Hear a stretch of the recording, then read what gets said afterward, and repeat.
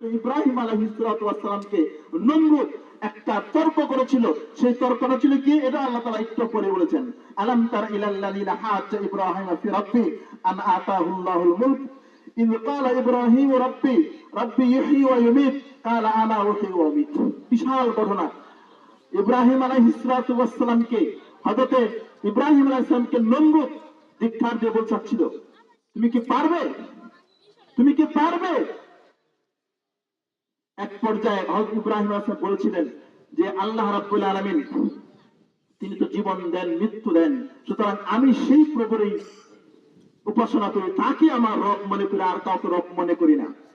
তখন নমরুদ বলছে, এই কামটা আমিও পারি, এই কাম আমিও পারি। কি করলো, জেলখানা থেকে লোকজনকে আনলে একজন নির্দোষ একটা ব্যক্তিকে ফাঁসিতে দিল, আর একজন দোষী ব্যক্তিকে খালাস দিয়ে দিল, আর বললো কি তো আমিও পারি। সর্বশেষ ইব্রাহিম আলাইহিস সালাম দেখলেন ওর তো সুদা আঙ্গুলে কি উঠবে না।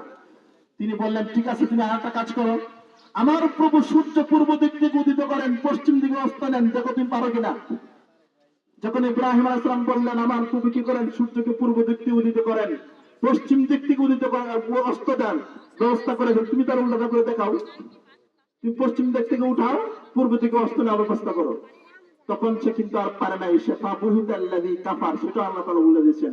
সে একেবারে কিং কর্তব্য বিমূঢ়, লাজুক হয়ে কোর্টে সে লাজুক হয়ে যায় এবং সে পরাস্ত হয়, এবং ইব্রাহিম আলাইহিস সালামকে সেখান থেকে খালাস দিতে বাধ্য হয়। তাহলে বোঝা গেল এই নমরুদ ছিল সেই তাগুত। কোন তাগুত?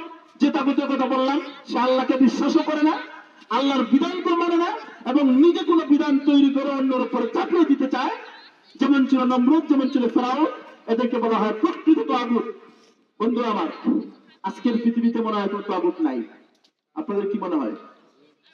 আপনাদের কি মনে হয়? নিশ্চয় আছে। যদি নিশ্চয় থাকে, তাহলে তাদের সম্পর্কে আল্লাহ কি বলছেন? তা ঠিকই বলছেন আল্লাহ তাআলা। কি বলছেন? ওয়াল্লাযীনা কাফারু আউলিয়াহুমুত তাগুত, যারা কুফরি করে তাদের অভিভাবক হলো তাগুতরা। আজকের আমেরিকার কথা বলে, আজকে ইসরায়েলের কথা বলে, এই সমস্ত পৃথিবীর এই কোরআনময় দুইটি রাষ্ট্র সারা পৃথিবীর উপর যে সমস্ত অন্যায় মতব্য শুরু করেছে, বিশেষত ইসরায়েল নামক একটা সন্ত্রাসী সংগঠন, এটা কোন রাষ্ট্র নয়, যারা সারা পৃথিবীর সমস্ত মুসলমানদেরকে তছনছ করার চেষ্টা করছে, সমস্ত মুসলমানদের ব্যবস্থাপনাকে তছনছ করার চেষ্টা করছে, এবং নিজেরা নিজেদের মতো আইন তৈরি করে পৃথিবীবাসীকে তাদের করায়ত্ত করার চেষ্টা করছে। এটি হলো তাগুতের সবচেয়ে বড় নমুনা আজকে। সুতরাং পৃথিবীর যারা আল্লাহ রাব্বুল আলামিনকে মানে না, এদের অভিভাবক এই ইসরায়েল হতে পারে, এই ইহুদিরা হতে পারে, মুসলমানদের অভিভাবক ইসরায়েল হতে পারে না। বন্ধুরা আমার, এই তারা তাগুতরা কি করে সেটা আল্লাহ বলছেন, ইখরিজুনাহুম মিনান নূর ইলা যুলুমাত, তারা আলোর থেকে বাইর করে অন্ধকারে ঢোকায় দেয়। আগে কথা বলছিল কি, আল্লাহ তাআলা কি করেন, অন্ধকার থেকে বের করে আলোর থেকে নেন। আর এই সমস্ত তাগুতের কাজ হলো আলোর থেকে নিয়ে অন্ধকারে দেওয়া। আজকে গাজার মুসলমানরা, ইরানের মুসলমানরা, লেবাননের মুসলমানরা যে সমস্ত অবস্থার সৃষ্টি হচ্ছে, এখানে যে সমস্ত অবস্থার শিকার হচ্ছেন তারা, সেখানে আমরা লক্ষ্য করছি এই তাগুতরা আমাদের উপর অন্যায়ভাবে কি অবিচার করছে।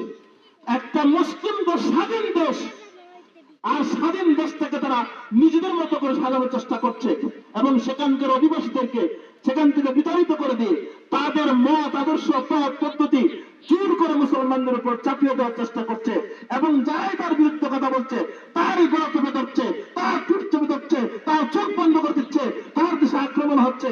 এটা হলো আজকের এই শতাব্দীর সবচেয়ে বড় তাগুত হলো কে? ইসরায়েল। সুতরাং আমাকে বুঝতে হবে যে আল্লাহ রাব্বুল আলামিন আমাদেরকে যে কথা বলেছেন, আমরা যদি সত্যিকারের মুমিন হই, তাহলে আল্লাহ রাব্বুল আলামিনের অভিভাবকত্বই আমাদের দেওয়া উচিত। সম্মানিত হাজিরিন, আলোচনা